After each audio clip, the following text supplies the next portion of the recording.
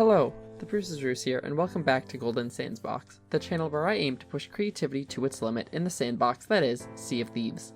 In my mission to collect every Order of Souls item in a single session, I had 17 unique Order of Souls items on my ship and just hit a streak of bad luck, but was now ready to turn things around. For the next 90 minutes, I made like a parent on Black Friday and crossed items left and right off my Order of Souls shopping list. Breath of the Seas? Check. Coral Skulls? Check. Briggsy's chest? Check. I had put so many hours into getting these items that I had now reached a point where I was scared to do pretty much anything, at risk of losing it all. So I made a judgment call to store all of my obtained items thus far in a mermaid at Shrine of the Ancient Tears. I know I had almost lost everything doing this earlier, but this felt like a risk I was more comfortable with than losing it all in PvP. You see, if I lost everything due to a merm bug, I could blame Rare, but if I lost it all due to PvP, I'd only be able to blame myself, and I'd rather blame Rare. One item that had continued to elude me was the Foul Bounty Skull, the cheapest Order of Soul skull in the game. I'd killed Megs, searched small islands, and even through the throes of the fleet, still had yet to come across this dang Foul Bounty Skull. The tides shifted though when waiting out the world event paid off and a Fort of Fortune popped. I'd gathered tons of tridents and I was ready to go get me both a Stronghold and Ashen Wind Skull, and moments later, the Pirate Lord smiled upon me even more by blessing me with a skeleton sloop holding a Foul Bounty Skull. Can I get an amen? As I got closer to the fort, I stopped off at Rapier Cay to ensure my high-value Foul Bounty head would be safe. While I was there, I also killed and collected a Skeleton Captain's quest. With everything in place, I was ready to make moves. I first saw a Reaper 3 sloop on my horizon, though they began to swerve away when the bigger fish, a Reaper 5 brigantine, barreled towards me. There's always a bigger fish. I opted to try the diplomatic approach at first, which led to mixed reactions from the brig. After giving them every opportunity possible, literally every opportunity possible, they missed like 10 chain shots, I put down my sail and prepped for combat, which was short-lived, because I found myself one-balled and put on the ferry, only to return to a sunk ship. Okay, so these guys had no interest in negotiation. They would have to go though because I wasn't interested in waiting around any longer for a world event that fit my needs. So I sailed my refreshed ship back over when I found an option that could work instead. The Reaper 3 sloop from earlier was now sailing straight towards the Fort of Fortune, so I turned my ship around and cannoned over to them to form a plan. Alright, I'm on the ladder. How's it going? Yo, it's What good, up? bro. Yo, why do you look like that, bro?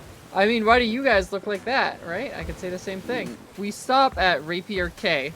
I have 4 dig spots. One of them should be a stronghold keg. I can, if you guys take naval distraction, I can jump off and try to keg them with that. I was hoping we'd dig up a stronghold keg at Rapier Cay using the captain's orders that I'd found earlier. Unfortunately, it was Captain's Chest City over here, and I didn't find a single stronghold keg. But we wouldn't need that. That's unfortunate. I didn't get a keg. Well, we have gunpowder barrels. We have regular ones. What do you mean? You do We have, like on your ship Yeah, right now? In the crow's nest? Up in the crow's nest, we have like 4 gunpowder barrels. Oh my. Yeah. Okay. So we don't need that. I mean, a dungeon one's better, but. So if they get just one of these, you guys are kind of screwed. Why these guys had 4 gunpowder kegs, I have no idea, but it'd work. With my boat abandoned, staying alive here would also be important, because if I died, I'd be brought way out of the fight. Trying to keg the brig didn't work, so I headed over to the fort to make some noise and provide as much support to the sloop as I possibly could. This battle was long and tough. One of the players from the brigantine had come to the fort to get me and successfully caught me off guard. Whoa!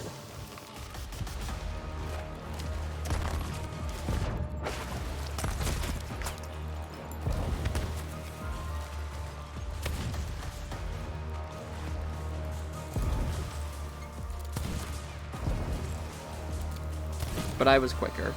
Then I headed over to my sloop pals to provide support. Hello. Okay. What do you need? I did my best to stick to repairs, which is when I noticed they were critically low on wood. I also, of course, did my part to add to the chaos. He's on here. The fight was tough back and forth. With me getting killed, I brought my fresh boat back, but knew with such little wood on my sloop friends that they wouldn't be lasting long either. I went over and decided that my task was to simply drain the brig from as much supplies as possible and as much energy as possible in order to give some time for my sloop friends to come back. I got some good boards on the brig, but kept heading over unprepared with no food in my pockets. I make this mistake so often when I go to board, and here it was killing me in this moment. I trash talked a bit too. You guys are okay at this game. My friends refilled supplies at a nearby outpost and came by just in time for me to tap out to take a turn at grabbing supplies. It turns out that the brig was also running low on supplies, or maybe they were just running low on time. I mean, at this point, the fight had gone on for about an hour already. They sailed on over to Sanctuary, where they dropped their flag and scuttled, leaving us to clean up the pieces. God. Unfortunately, upon sinking, the dozens of tridents that they had gotten from my original ship scattered all across the sea, leaving us with only a few to carry over to the fort. Nothing bonds pirates together more in Sea of Thieves than working together to take down a common enemy. But in this game, trust is probably the most important currency, but also the most inconsistent. We agreed to ally and head over to complete the Fort of Fortune together, but with them being Reapers, I was nervous if they would actually let me walk away with the 2 skulls that I was after. Stay tuned for the finale of this Order of Souls stacking adventure next time on Golden Sands Box.